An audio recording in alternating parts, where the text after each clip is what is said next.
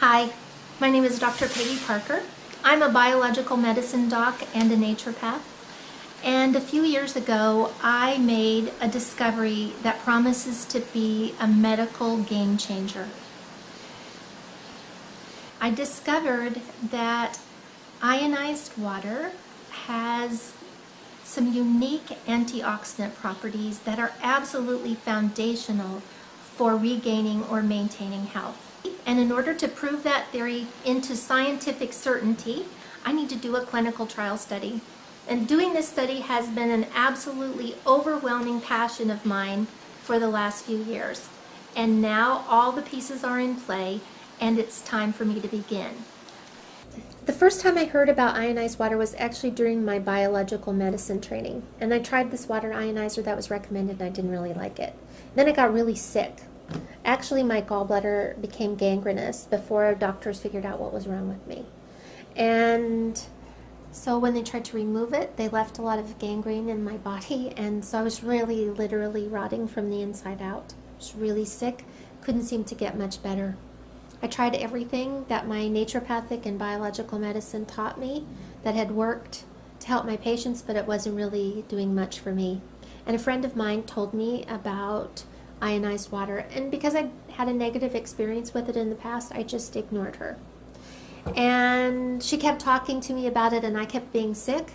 So one day I found out that there was a man coming from Japan to do a lecture.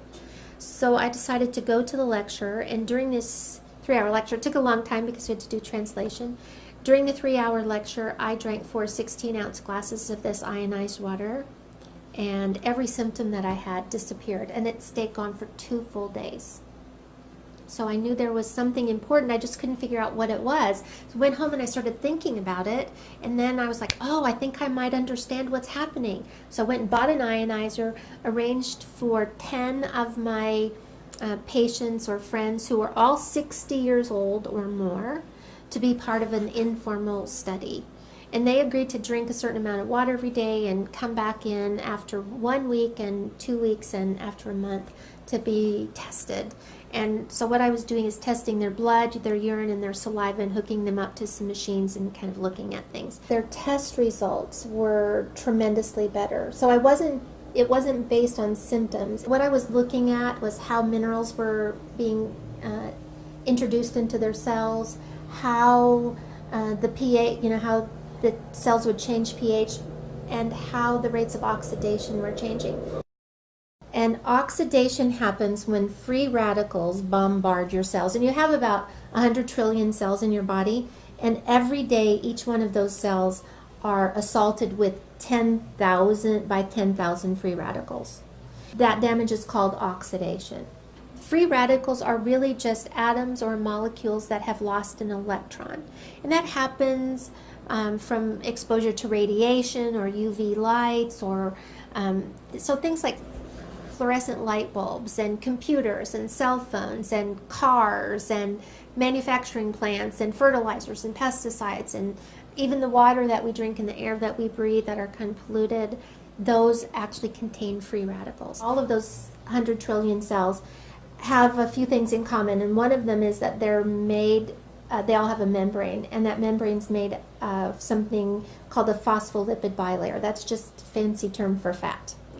And fat is one of the things that's the most easily oxidized substances in your body.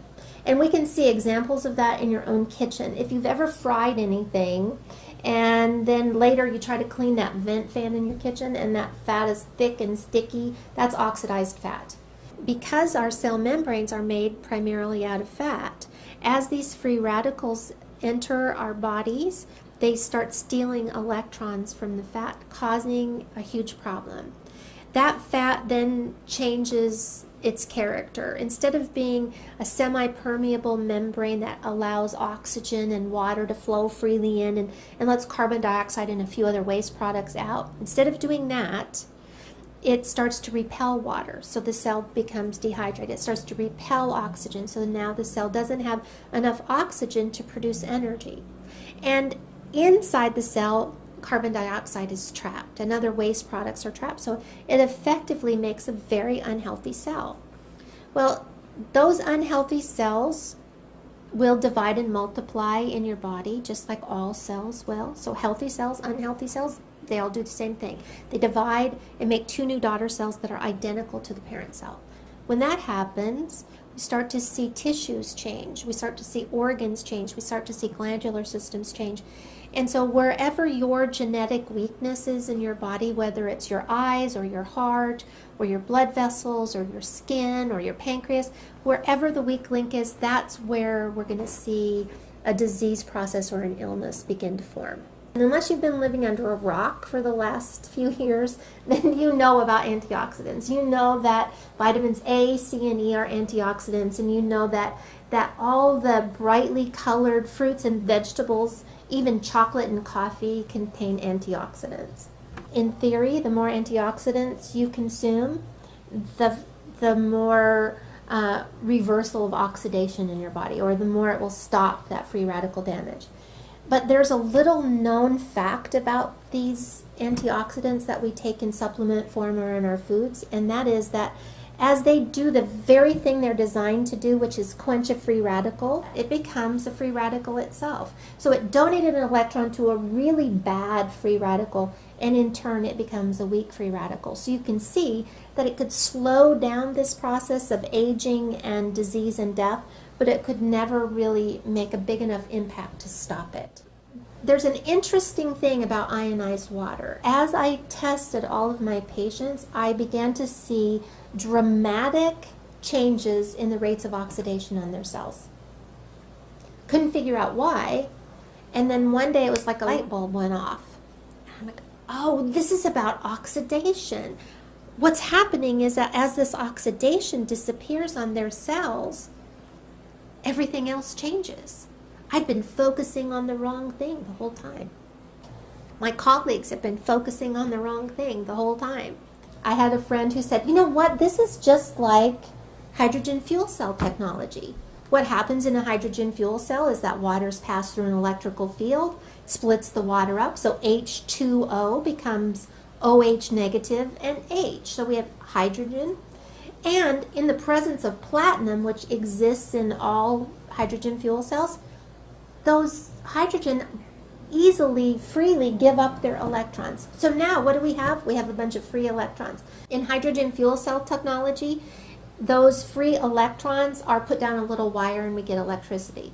In ionized water, what happens is that those free electrons are recycled into the water. So that as we drink that water, we're actually taking in a bunch of free electrons. Now those free electrons will go and mitigate or quench those free radicals, and they don't leave anything in their wake. There's no weak free radical left over. This can actually stop the cycle of oxidation. Now, in the whole scheme of clinical trial studies, the end result is always that there's a product, an end product that's made, like a drug, that can be sold for billions of dollars, so it offsets the cost of the clinical trial studies. In this particular case, I don't sell anything. I'm just trying to help people be well. My very first patient that I lost was 16 years old, and it happened at a time when one of my daughters was 16 years old. This was potentially the hardest thing I've ever been through. And all I could think of was what could I have done differently? How could I have helped her? And then a few years later, I found this technology, and I realized that it was the answer to that question of what could I have done differently and how could I have helped her more. It's my passion to save the world one glass of water at a time. I know it sounds like a lofty goal, but I want to end as much disease and suffering in the world as I can, as fast as I can. I really believe this clinical trial study can be a medical game changer, but these things never happen as a result of just one person's effort. It takes so many people to accomplish a project like this. And with your support, I believe that we can move forward. I need you to help me spread the word. You can do it by emailing this video to everyone you know. Put it on your Facebook page. Pin it to your Pinterest board. Tweet about it and ask all of your friends to do the same. because I believe that together we can pioneer a change in the health of people all around the world, one glass of water at a time. Thanks so much.